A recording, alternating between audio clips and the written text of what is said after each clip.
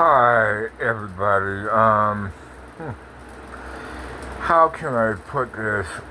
Noticing gas prices in my hometown, which is currently 3.78. But here's the funniest part. I notice it's like six something in some places, eight something in some places.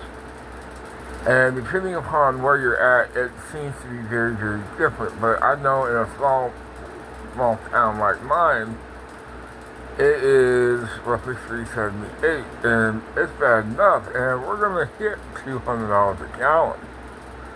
That's what my gut's telling me because it seems like we are in something of market manipulation territory, and we are whoever the person in power is using it to his advantage to enrich himself and to enrich his family. See, that's what really gets me, sometimes. How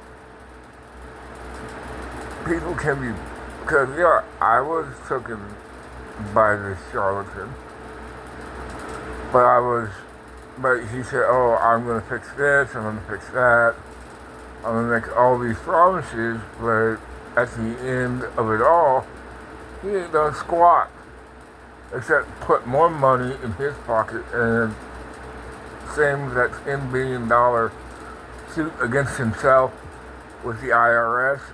That's basically a shakedown of the same government that he is supposed to be serving. And that, in my humble opinion, is not right.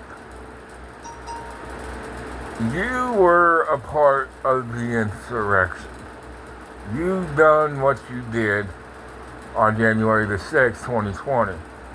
But yet, you pardon a bunch of people, and you're trying to pardon yourself and get rid of those 34 felonies that you were convicted of. You may not have gotten a day in court, in jail, but you are a convicted felon. And you will always be that, and that will not be wiped off your record.